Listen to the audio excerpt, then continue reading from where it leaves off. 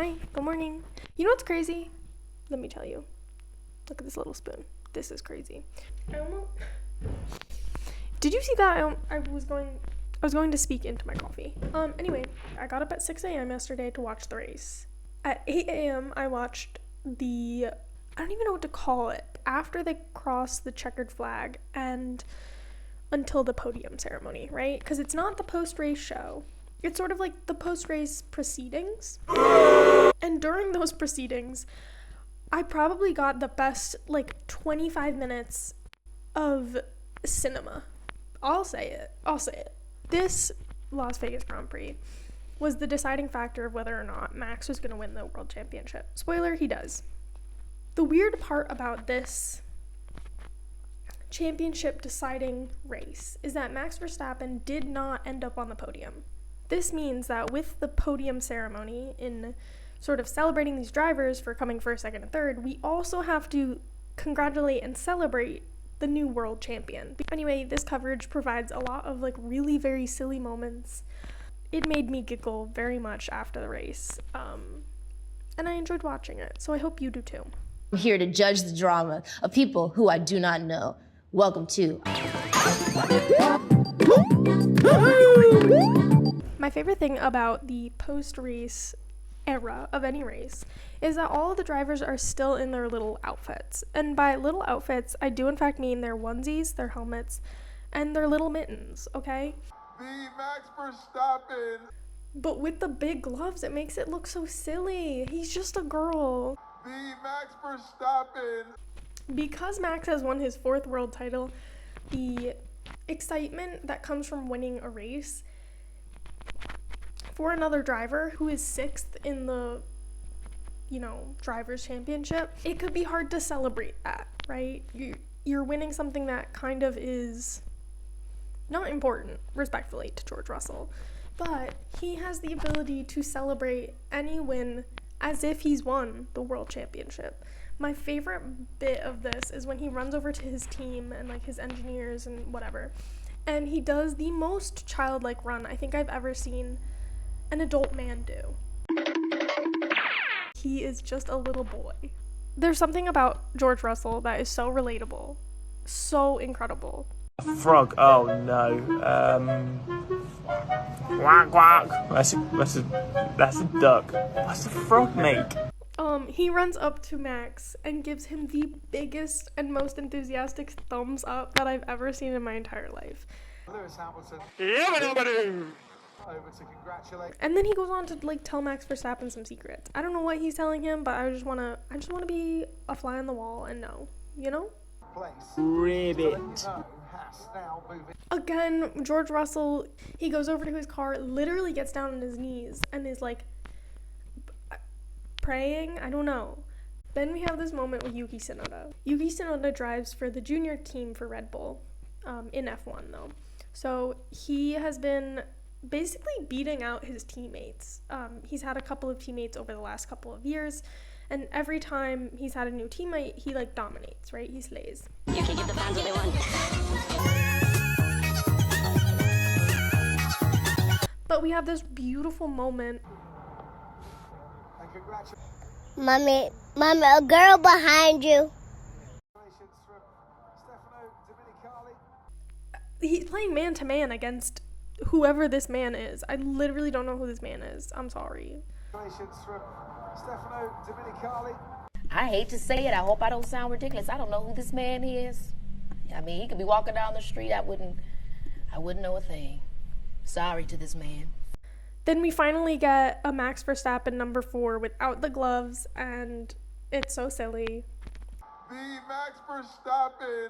It's as silly as all the other photos, but good for him. I'm happy for him, okay? Whatever makes him happy, right? Love to see it.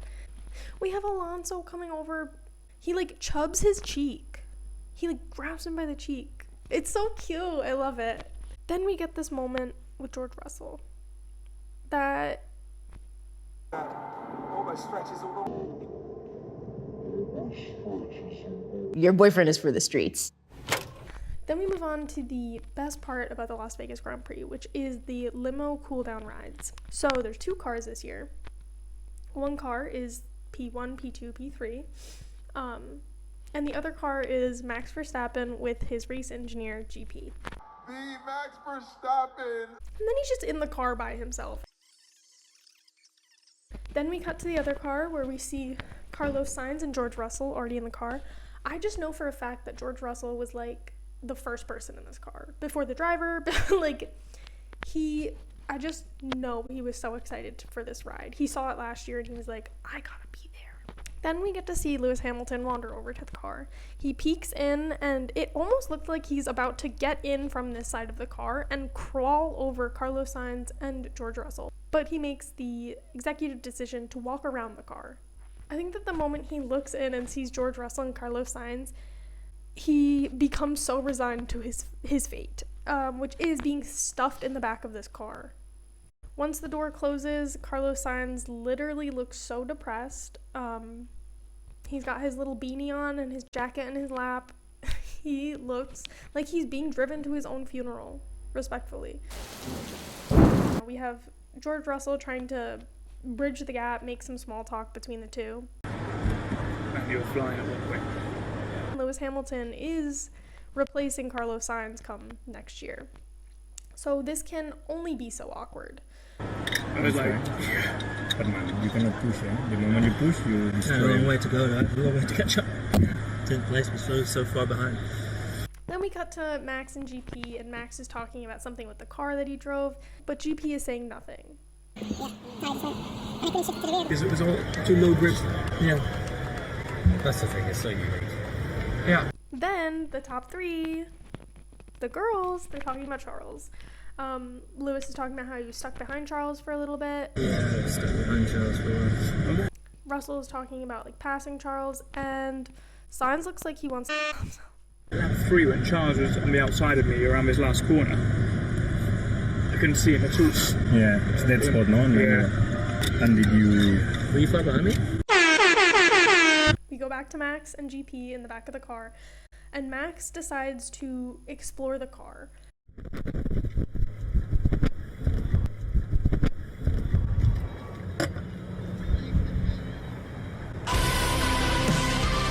Here is the button. Same thing's kind of going on in the other car. Lewis Hamilton just does not really want to interact with these two. Or like, the problem is that there's no screen. They can't watch like the race or like the highlights from the race. They don't really have anything to comment on other than what they know happened. I ain't staying here. Sorry, I love ya, but I ain't staying here. And then we get into the interviews done by Jensen Button and Terry Crews. Terry Crews has to be a crazy choice for this. Normally what happens is they're being interviewed by someone who has something to do with F1. But then we have Terry Crews. America's sweetheart. Like, America's sweetheart Terry Crews. It just does not make sense. I don't know, maybe I'm crazy. But what's crazier? This wide shot is an insane choice. Terry Crews does not know what's going on. No better place. Yes, yes. Oh, they're calling me. Okay, yeah. I mean, this is flawed, this. George Russell is having the time of his life. He's so excited to be interviewed as the first place driver, but his interview goes really short. Then Terry Crews asks him a question that is like truly terrible. Tell us, what is special about a night race here in Las Vegas? I'm struggling with the frog here. Chicken. So after George Russell's interview, they cut to a wide shot of the fountains and sort of like try to transition to this next interview, but they don't cut Terry Crews' mic. And because of this, we get to hear him absolutely fangirling over Lewis Hamilton. Oh my God, Greg, this is great. You want to say hi? I know. You are a legend. Wow. He is so much more excited to meet Lewis Hamilton than anyone else in these interviews, which is completely fair, but like, he did not give the same energy for George Russell. Lewis Hamilton in this interview is so funny. Laps to go, races to go, and if I'd done my job yesterday, I wouldn't.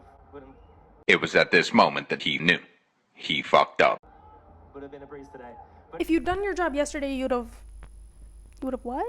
And then he goes on to make an innuendo, a bit of an innuendo, Your Honor. It's okay. I had fun coming from the back, coming from 10th, and the team did a fantastic job. But he truly flounders. The team did a fantastic job. It's just such a silly interview. And then we get to see Lewis Hamilton fangirl over Terry Crews. It's a full circle moment for the both of them, I think. And Jensen Button is just there. He's just simply there. I know, a big fan of yours, dude. The best part about Terry Crews' introduction to Lewis Hamilton versus his introduction to Carlos Sainz is that he, like, I don't even know if he knows who Carlos Sainz is. And that's an honest, like, real. Nice to meet you, my man. Pleasure to meet you. Oh, good to see you. The interactions between Terry Crews and Max Verstappen have to be, like, are so funny. The Max Verstappen. And part of this interview is to ask questions, right? But instead of asking questions, he truly just speaks. Congratulations, Max. I think it's officially a dynasty. I hate those words, but I'm going to call it right now. You have set a dynasty right here. It's amazing. Thank you very much. And there's no question. There's no question at the end of that. And Max just, thank you. He also, Terry Crews grabs his arm, and Max kind of backs up. Just a little bit awkward. And then Jensen, he's like, it's my turn to eat. Max Verstappen, you are the 2024 Formula One World Champion. Thank you, guys. Oh, man. They're literally just holding hands. Then we get to see George Russell's End of the Race radio. This feels good. We're going out tonight, guys. We are going out. George, let's have a drink in let's have a drink tonight in Las Vegas. In Los Angeles, I mean. Huh? That's what I'm saying in Vegas. Let's have a drink in Los Angeles. Then we have like one of the worst planned podiums ever. First of all, they choose this wide shot to use the entire time, and you cannot see shit. Carlos goes out way too early. Somebody sends him out way too early. They don't even announce him. So he's standing on the third place podium step for way too long before they even announce his name. They also have them come up on these hydraulic lifts. So it's even funnier that happens because somebody sent him up too early. So he's waiting there for a really long time before they send Lewis Hamilton up. Then George Russell takes the top step. And then we get a little Mario jump from Russell. Clark County. And I think it's beautiful. And then, God willing, the producers give us what we want, and they give us Susie Wolf in her blue sparkly F1 Academy jacket. So thank you for that, whoever cut to her. But yeah, I hope you enjoyed it just as much as I did, because I know that at 8 a.m. yesterday, I was losing my mind. Sorry, the quack quack, quack quack, quack quack. Make sure you like, subscribe, comment what you want to see next. This was very silly, but I hope you enjoyed. Okay.